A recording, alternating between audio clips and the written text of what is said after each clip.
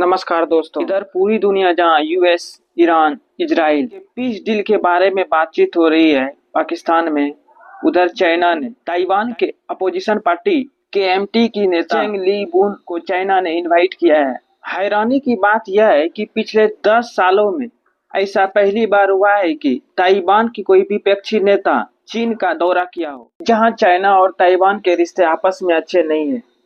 China Taiwan को अपना मानता है और ताइवान अपने आप को एक अलग कंट्री समझता है। अभी ताइवान एक छोटू सा कंट्री है, लेकिन वह सेमीकंडक्टर बनाने में नंबर 1 है। इसकी बनाई हुई सेमीकंडक्टर ही हमारे पूरे लैपटॉप, मोबाइल और भी जितने इलेक्ट्रॉनिक्स गैजेट है उस सब में यूज होते हैं। और चाइना ने बड़ी ही चालाकी के साथ ताइवान को इनवाइट किया। उस समय इनवाइट किया जब अमेरिका ईरान के साथ पीस डील करने में व्यस्त है। चाइना इसी तरह चाल चल रहा है जैसे कुछ दिन पहले अमेरिका ने चला है। अमेरिका ने पहले वेनेजुएला पे वहां के विपक्षी नेता को अपने कंट्रोल में कर लिया और उसके बाद वहां के राष्ट्रपति मादुरो को किडनैप कर लिया। ठीक चाइना उसी तरह ताइवान की विपक्षी नेता का कहना है कि आसमान में पक्षियों को उड़ना चाहिए, मिसाइल्स नहीं, और पानी में मछलियों को तैरना चाहिए, युद्धतोपों को नहीं। ऐसा स्टेटमेंट है जो ताइवान के विपक्षी नेता ने दिया है। भविष्य में अगर वहां पे विपक्षी नेता की सरकार बनी तो जरूर चाइना के साथ सम्मिलित हो जाएगी। अभी ताइवान की रक्षा अमेरिका करता है और अमेरिका अभी सीज फायर में व्यस्त है और चाइना ने इसी मौके का फायदा उनके विपक्षी नेता को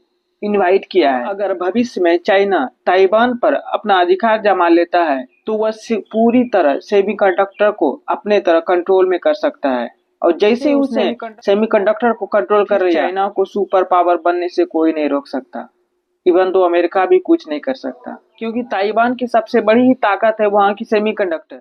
जहां आज की वैश्विक दुनिया सुपर पावर बनने की होड़, अमेरिका कहता है कि सुपर पावर वो है, लेकिन चाइना जो एक उभरते हुए सुपर पावर की ओर बढ़ता जा रहा है। आने वाले दिनों में चाइना ताइवान के साथ मिलकर पूरी की पूरी supply chain, electronic device, semiconductors, chips, जो इसके बिना अब आधुनिक दुनिया का कल्पना ही नहीं कर सकते हैं, उसको कंट्रोल करना चाहता है। ये सब तब हो रहा है जब अमेरिका सीज फायर करने में बिजी है। और आपको पता ही है अमेरिका और चाइना के बीच तनाव की स्थिति है। इसका मतलब यह है कि ये सिर्फ एक मुलाकात नहीं बल्कि जियोपॉलिटिक्स मूवमेंट है जो आने वाले समय में एशिया की स्थिति बदल सकता है। सवाल यह है कि क्या ताइवान चीन के करीब जाएगा या एक सोची समझी रणनीति है।